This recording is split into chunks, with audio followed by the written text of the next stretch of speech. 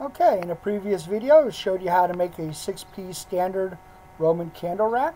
Now let's add a little flair and do a 6-piece angled Roman candle rack.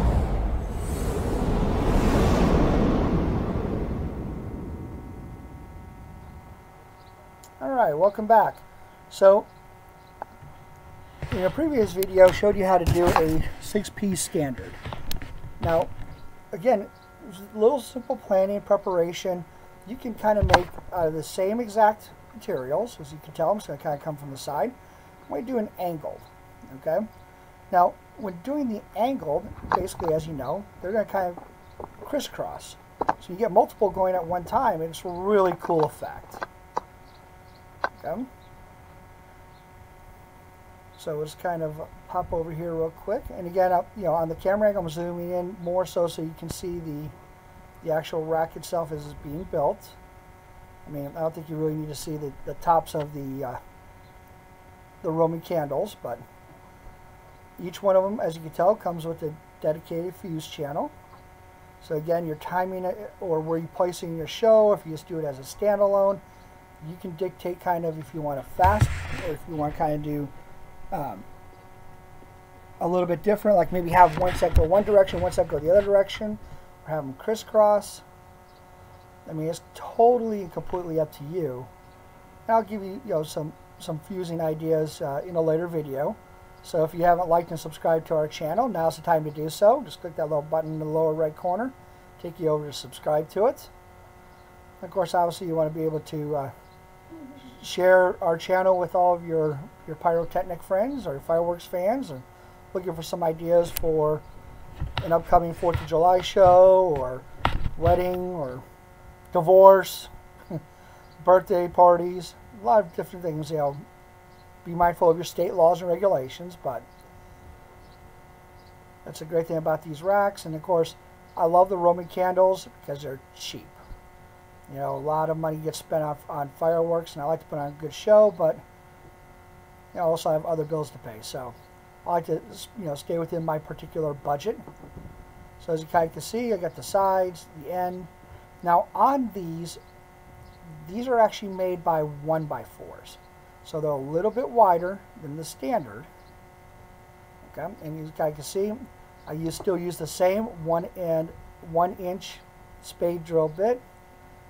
I use a drill press so the guide will stop, so I don't go all the way through it. I cut the top piece first. Okay, and then I do my template underneath. Okay, so I can cut them out the exact same.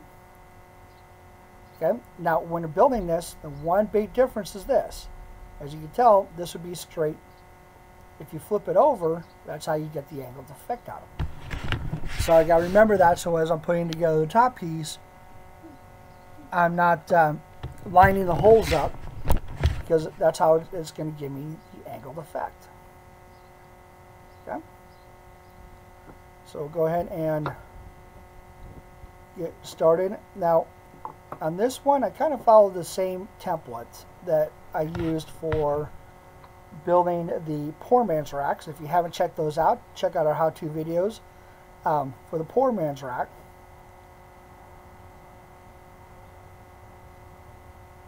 So they're a little bit more of a challenge to build, but it also keeps it a little bit more consistent. So you can put this type of piece anywhere within your show. And again, with the dedicated fuse channel, it's going to line up. You have a little gap between them, so you get a little bit of a delay. So it's kind of like what you see at a professional show. You have a couple fireworks go off, then you'll have 5-10 second delay, then more fireworks go off, 5-10 second delay, more fireworks.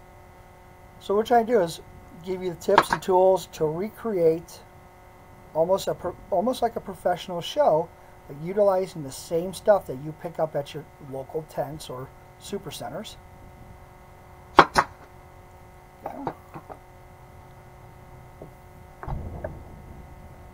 And again, I apologize in the background if you're hearing the air compressor go off and the wind go off.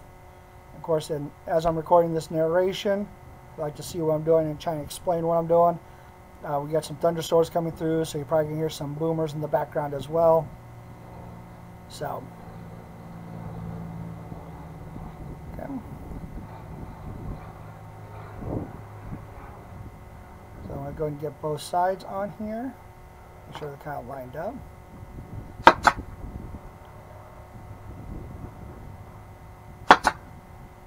Alright.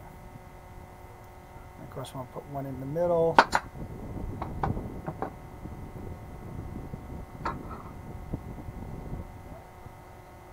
And just checking because it looks like I'm running a little bit low on nails. So I have to get another set of nails and get them in the nail gun, as you can tell. Again, the nails I'm using are 1 1/4 inch nails. Again, you can use screws if you want to. Take longer to build with the nail gun. You know, it's going to give it, you know, be sturdy enough to where they're it's going to be where they'll be able to hold the Roman candles. They're not, again, it's not a load bearing, so to speak. You're not going to get a lot of thrust from a Roman candle where it would warrant.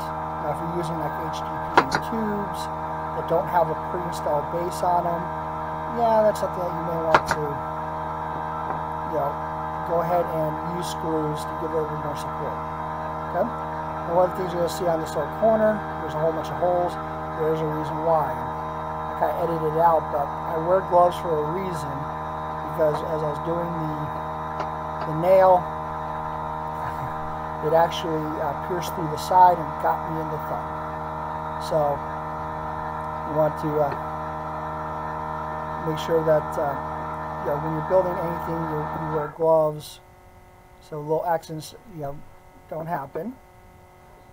Okay, so I'm just making sure. Now what I'm going to do now is that my end pieces fit in. I'm going to go and cap the end. And again, on all my caps, I always extend out 1 inch on each side, so it gives a little bit more support. Does make it a little bit more, you know, difficult to store, and but in the same token, when you're out there to show, you have a little bit more support. So unless you have really massive heavy winds, it, you know, the firework rack does not knock over. Okay. I got one side done. I'll flip over to the other side.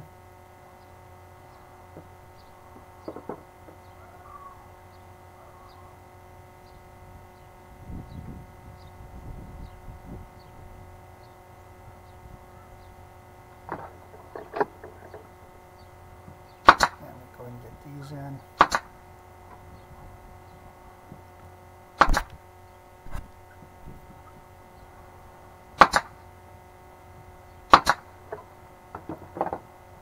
Okay, so now I've got my base done, as you can see. I've got my top piece laid out exactly how I'm going to put it in. So now I'm going to go ahead and put in the side pieces. Now, again, one thing to keep in mind is when you buy wood, you're not always going to get it straight. So what I'm going to do on this one is, you can see there was a little bit of a bow on the wood. I'm going to go ahead and I'm going to put it in, and I'm going to have the bow to where it bows inward. Okay? Now this is kind of like a little bit of a jigsaw puzzle, so to speak, because I already put my side pieces in.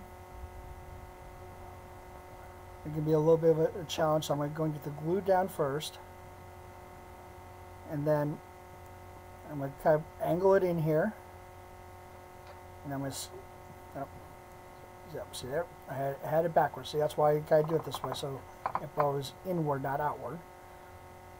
And then from there, just put a little pressure, and it'll snap right in. Boom. Okay. And just kind of want to push in there, make sure it's kind of tight. And then for support of it, I'm going to put 2 nails on each side. I'm just going to show you. And then I'm also going to go ahead and put 2 on this side. Now, unlike the 4-men's rack, which is really designed for stacking. These things are really not a way to stack them. I'm not putting 4, I'm going to put in 2. So come over and I'm going to do the other side.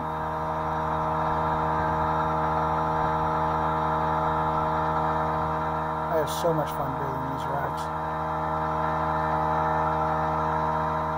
Get the juices flowing. If we put on things kind of clear up, put in incredible show this year.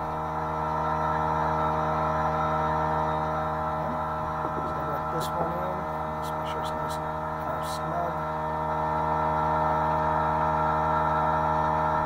And it can be a little bit misleading because of the bow in the wood, but again, it's okay to have the bow. It's no big deal.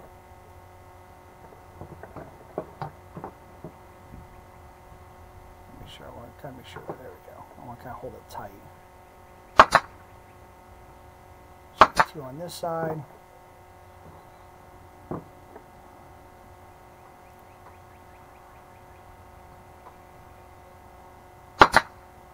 Get 2 on this side, and again 2 on this side. Okay.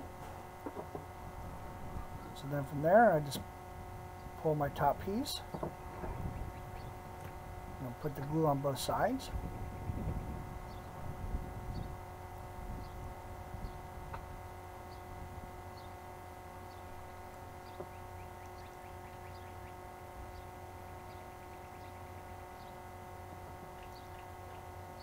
Okay, as you can tell, so I'm just kind of, what I'm trying to do is just kind of line it up, just so I can get a visual.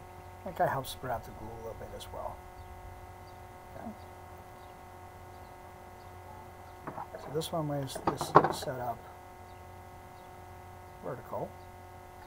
And the reason why I'm doing that is because there's a gap on the other side, so I'm going to do just 2 right now on this side. Flip it around, and then now as I'm doing this, I can kind of pull the other side towards it. Yeah, it's a little bit warm today, so I'm kind of sweating. So, and for this one, I'm actually going to go ahead and set it down so I can put a little more pressure, so I can kind of line it up. And it kind of helps, even though it has that little bow, it kind of help. But you'd be able to get a little bit more pressure. And this one, I'm going to put a 3rd one. There we go. Okay. Since I got the 3rd one in there, I'm going to go and put the 3rd one in here. And be careful where you put your nails so you don't actually go through one of the holes. Okay. And again, I just kind of picked the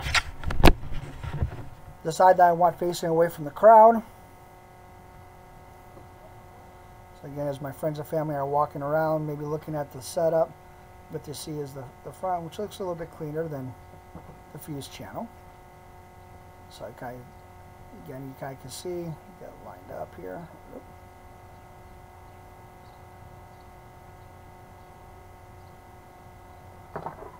Okay.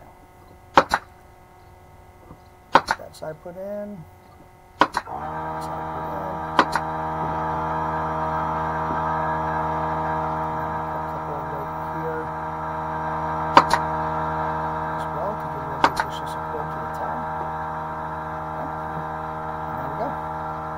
Is a 6-piece angled. Okay, kind of look out from the other side.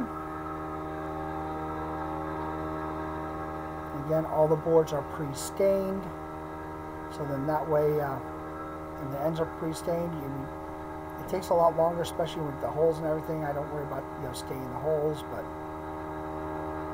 you pre-stain all your boards and makes your build time a little bit faster. There. You kind of can see as I'm just kind of switching them, you can kind of see how they're angled. Yeah.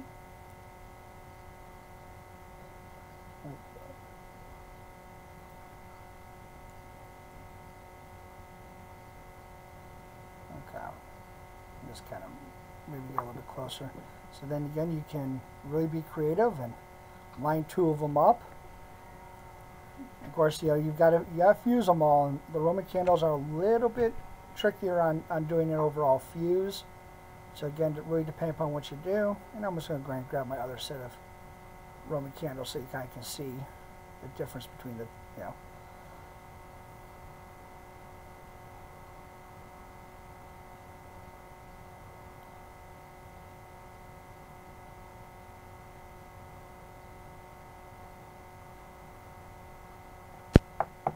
So yeah, so you get that piece. So again, you got the fuse channel in the middle where you can, you know, add a different piece in the middle, maybe like a 2-piece poor man's rack. Okay, you kind of can break it up. You know, go Roman candles. And I'll cover some more of that. So again, as we kind of flip over, I'm just going to kind of show you again from this side. So you kind of can see how the other piece is angled. Makes for easy cleanup when you're done with the piece, done with your show. You just take them out of the rack, throw them away. You got your rack for next year. You could add some additional components to it, and really, doing the angle piece of it gives it a little bit of extra flair to it. Okay. So again, you know, kind of show you again. Let me go over here and I'm going to get the other 6. Okay, so then that way when I line them up, boom, that's what it looks like from that angle.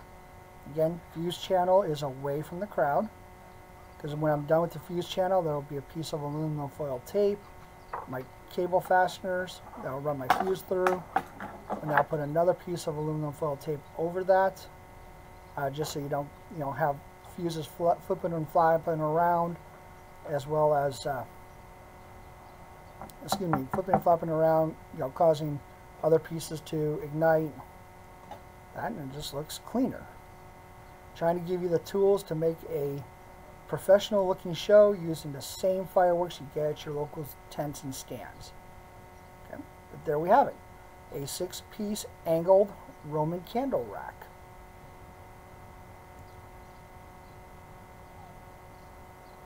So thank you for watching V3 Pyrotechnic Designs.